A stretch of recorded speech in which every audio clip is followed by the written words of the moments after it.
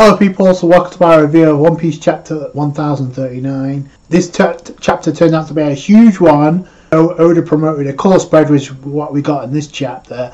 Luffy and Kaido on cover weekly Shonen Jump, and Oda's promoting the war that tears down an era. The Wano arc is in its climax. After this, we got some plot points to go to. Then we should go back to Kaido versus Luffy, the finale. If not, go back to Kaido and his flashback to tell that story before Wano is wrapped up. It looks like Big Mom versus Kid-in-Law has been wrapped up, which I thought we were going to get a couple of chapters later. But Oda decides to immediately go into this one with the finale in mind. Yeah, but Oda was not kidding with the pacing of Wano. And the fact that he said he's surprised that it's took this long to get to the end of Wano, that he hasn't wrapped it up yet.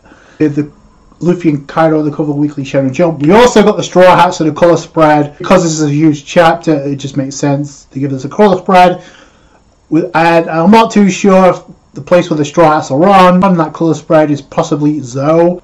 You see Robin taking a look at some ruins. You see Zoro, Usopp, Nami, Sanji, and Luffy and Chopper, like they're exploring while the rest are like just looking, doing their own thing, which is kind of what's going on right now. It looks like Oda setting up a Straw Hat reunion minus Luffy because he has to join the crew once he deals with Kaido. And I'm wondering if this could be foreshadowing. If that is Zunisha, it might be somewhere else. There's a reason why Zunisha is here, other to help out Momonosuke with the take down the warships, unless there's an admiral on those warships. There's a lot of plot points Oda needs to deal with as well. Fukuro Akuju versus Raizo has to be wrapped up with that paralysis stalemate.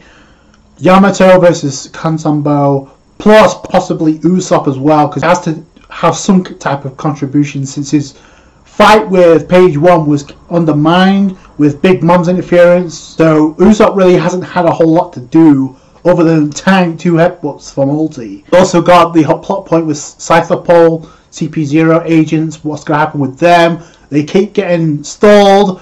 First it was Scratch Manapoo and X-Drake, then it was Izo. It could be that Marco ends up helping him out as well. Or, like I've been pushing for, is who may end up getting in their way next, unless they actually catch up to Robin.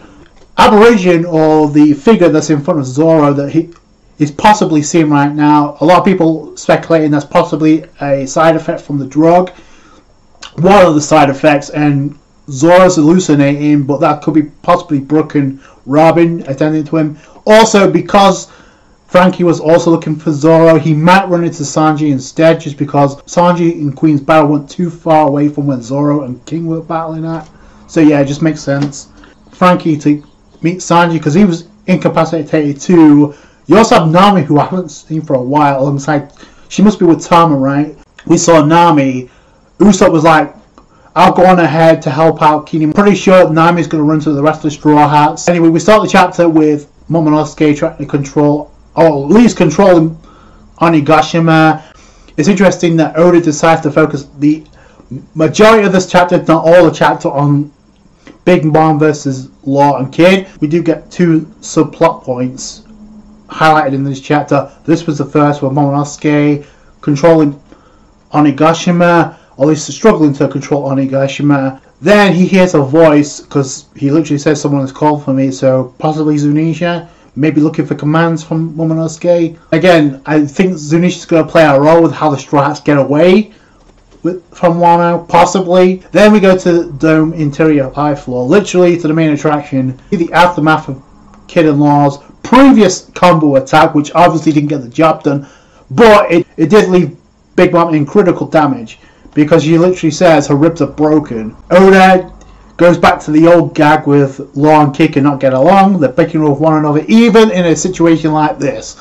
Big Mom is still awake, she's like literally using her abilities, so she's like, I have to exchange my life to bring you bones back. She's like, her ribs are literally broken, then because you see her arm like literally a wrist broken, right? So it's not just the ribs, it's a wrist as well, and you see her using her abilities around that broken body part, so that's pretty cool. Either way, while Kid-in-Law are bickering, Big Mom comes charging in with Napoleon, slashes Kid's Iron Bull. So she comes in with Master Saber, slices it in half, and this is where Big Mom's like, oh, you're not dreaming, I sent hundreds like you to a watery grave. That was the first red flag of the fight being ended. We've ruled for decades, since the time you two were young. The whole point about this is like the supernova, the worst generation are going to surpass the Yonko. That's just fact. So Kid uses a sign to attract Big Mom to a huge ass building that's made out of metal. Kid also reforms the Iron Bull to charge at Big Mom, and Big Mom's like, I can't get loose. Well, she's literally just like a huge magnet right now. And then she switches around for the builders as a shield to take the attack from Kid. That was actually kind of impressive and kind of cool at the same time. This fight, by the way, is going to look awesome in the anime. I can't wait to see this. Just the way that Kid and Law using their awakening abilities. Big Mom actually gives life to her own attack, as it's been described. She's using Mother's Misery. She's referencing two things. It actually describes what it's referencing. So it's referencing an anime called 3000 Leagues in Search of Mother Misery. The other part is, if you look at who that attack looks like or represents, it looks like Mother Caramel. In fact, there's one panel actually you see a dead resemblance before the fight ends. So I think that's kind of poetic, just because Mother Caramel was consumed by Big Mom. So yeah, that just makes sense. So it could be a case of where Big Mom is using Awakening on her own attacks, because the attacks are moving on their own. It doesn't matter, because Law uses tact on parts of the building and then just uses that to like crush Big Mom. You see the part of that building just land on Big Mom. Law moves in, extends his sword again, and uses Awakening. He coats his sword in chrome and then just punctures Big Mom. And the whole point is Big Mom cannot dodge this. She's like literally pinned to the ground. And you see how huge not only that sword gets, but also how the range of how far that attack goes down, because you see the Onigashima and you see the rocks being like punctured. That's pretty epic.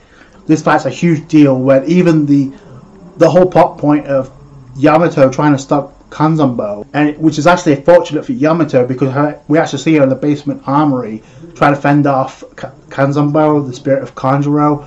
You literally see Law's sword actually blocking Kanzanbo from getting to the gunpowder. So I thought that was pretty cool. Anyway, Law is like pinning Big Mom down, so he's not moving. Even his crewmates are like, you let go or you'll die. And you see like a sphere of the shockwave that actually attacks Big Mom from within. That attack is huge on the part of Law and shocks Big Mom. You see the hole that Law's sword made. You see Yamato looking up it, so that's awesome. Like I said, whatever's going on elsewhere is like it's being affected by the battle between Big Mom versus Kid and Law. Kid uses this opportunity to form his arm into a massive gun. That thing was huge. Literally about to open fire on Big Mom. Law's pinning Big Mom so she can't move. Law's not moving either. Big Mom's like, literally, take your best shot. You think I'm going now? I am Big Mom. And the kid's like, that's why I'm going to finish you off. And fires with damn punk. And then Law follows that up by saying, your era is over, as the chapter ends. This could be a huge deal for Kid and Law. They finished off this fight against a Yonko. And even the narrator of the chapter is like dragging the Emperors off the throne. For most intents and purposes, this fight between Big Mom versus Kid and Law is pretty much over with. Oda was making crystal clear, like in the previous chapter, Big Mom was like, she was huffing and puffing, she didn't have much left, Kid and Law's attacks were having an effect on her, and not to the point where she couldn't even move. She had to rely on the sole form of her attack, Mother's Misery, to attack Kid and Law. It didn't work. Before Big Mom attacks again, before she swings, Law's literally like, this is going to be my last attack, so whatever he does, this was going to be it. Cool in one part, but it's also interesting because I thought this plot point was going to get done second to last before Kaido versus Luffy, but I guess the hierarchy really doesn't matter because we've got other things to wrap up. This is one of them, but like I said, Oda was not kidding about the pacing of Wano, and at this point, we may actually end the conflict between Luffy versus Kaido if we get a flashback with Kaido. The plot points on Onigashima may be wrapped up, all of them, including Luffy versus Kaido, before the end of March. That could be possible at this point, just because Oda's focused this chapter on the ending of Big Mom versus Kid and Law. Like I said, you got other plot points to deal with. You got Zunisha arriving to deal with the warships. So we saw literally another plot point being kind of overshadowed by the battle between Big Mom and the Worst Generation. Yamato focusing on the after effects of Kid Law's attack. Because of how huge Oda focused on this chapter, I can only imagine how the final round of Luffy vs. Kaido is actually going to end up. Because Kid and Law used their awakening in such a creative way. By the way, bounties, like I said this before, I'm going to say it again, Kid and Law's bounties should be minimum 1 bill, because they literally just brought down a Yonko. Yeah, Worst Generation bounties are going to shoot up like crazy. I can't imagine what the rest of the stars are going to get after Wano. After Fukurakuji versus Raizo gets wrapped up, that's pretty much the only fight left. Now, I definitely foresee, because Kaido will probably use his awakening, I think Luffy will use his awakening, plus we may get the fourth and final mode of Gear 4 revealed finally. Could get Gear 5th, but right now I'm leaning more towards another form of Gear 4th to wrap up the fight with Kaido. This is going to be monstrous, so regardless, because this chapter has been, it was the beginning of the downfall of the two emperors that are on Wano. It begins with Big Mom, it should end with Kaido. The question is how does it end? Those are my thoughts. Please tell me yours in the comments below. I can't wait to see how it does end. That's going to do it for you guys. Thanks so much for watching. Like the review if you did. A thumbs up. I appreciate that. Subscribe to channel for more One Piece. Catch you guys later. Bye.